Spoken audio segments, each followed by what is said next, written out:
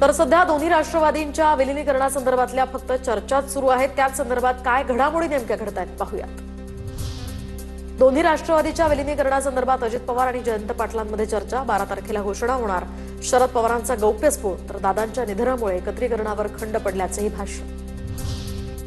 दोन्ही राष्ट्रवादीच्या विलीनीकरणासंदर्भातल्या बैठकीचा जुना व्हिडिओ TV9 मराठीच्या हाती। 17 जानेवारीला शरद पवार आणि अजित पवारांची चर्चा झाली होती।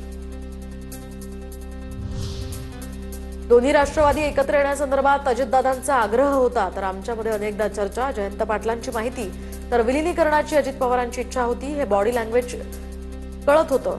अनिल पाटलांचंही भाष्य।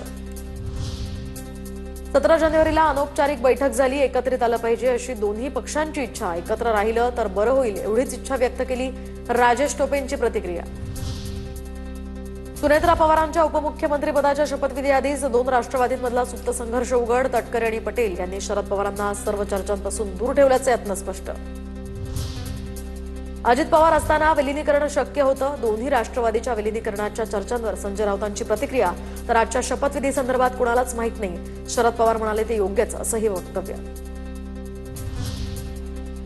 राष्ट्रवादीच्या विलीनीकरणासंदर्भात आता उपमुख्यमंत्री आणि इतर वरिष्ठ निर्णय घेतील। छगन भुजबळांची प्रतिक्रिया। तर निर्णयाचा हा चेंडू आता सुनेत्रा पवारांच्या कोर्टात। दोन्ही राष्ट्रवादी एकत्र येत असतील तर शरद पवारांना सुनेत्रा पवार यांच्या शपथविधीसाठी आमंत्रण दिलं असतं, मात्र दोघे एकत्र येत असल्यास आम्हाला आनंदच, मंत्री गिरीश महाजन यांची भूमिका। दोन्ही राष्ट्रवादी एकत्र येण्यासंदर्भात अजितदादा कधीही बोलले नाहीत। राष्ट्रवादीच्या नेत्या असमा मलिक यांचं वक्तव्य।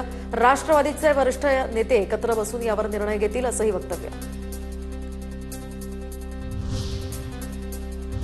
तर दुसरीकडे शरद पवार हे शपथविधी संदर्भात अनभिज्ञ असल्याचं आज त्यांनी स्वतः स्पष्ट केलंय। त्याच संदर्भातल्या टॉप 9 घडामोडी बघूयात।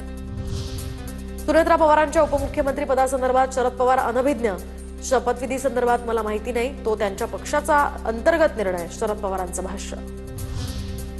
तो त्यांचा कौटुंबिक विषय आहे, मात्र जोपर्यंत शरद पवार आहे त्यांना विश्वासात घ्यायला हवं। सुनेत्रा पवारांच्या शपथविधीबद्दल हिरामण खोसकरांची प्रतिक्रिया। राष्ट्रवादीच्या नेतृत्वासंदर्भात वरिष्ठ निर्णय घेतील ते मान्य। राष्ट्रवादीचं नेतृत्व सुनेत्रा पवारांनीच करावं। दोन्ही राष्ट्रवादीच्या विलीनीकरणाच्या प्रश्नावर राष्ट्रवादीच्या आमदारांची प्रतिक्रिया। रोहित पवार, संदीप क्षीरसागर यांनी घेतली शरद पवारांची भेट। शरद पवारांसोबत गोविंदबाग इथल्या निवासस्थानी चर्चा झाली। बैठकीत सुप्रिया सुळेही उपस्थित होत्या। अजितदादांच्या घरात पद जात असेल तर नक्कीच अभिमान। राष्ट्रवादीचे आमदार शंकर मांडेकर यांची प्रतिक्रिया। तर पवार कुटुंबानं एकत्रित यावं ही आमची मानसिकता, मांडेकरांची भूमिका। सुनेत्रा पवारांची उपमुख्यमंत्री पदावर निवड हा कोर कमिटीचा निर्णय। सूत्रांची माहिती, तर सुनेत्रा पवारांना उपमुख्यमंत्री आणि राष्ट्रवादीचा अध्यक्ष करणं ही भूमिका प्रफुल्ल पटेल, तटकरे, भुजबळ, मुंडेंची असल्याची माहिती। मंत्रालयातील अजितदादांच्या नावाची पाटी काढली। नागपूरमधील दादांच्या निवासस्थानाबाहेरील पाटी सुद्धा बदलली। विजयगड निवासस्थानावर श्रीमती सुनेत्रा अजित पवार अशी पाटी।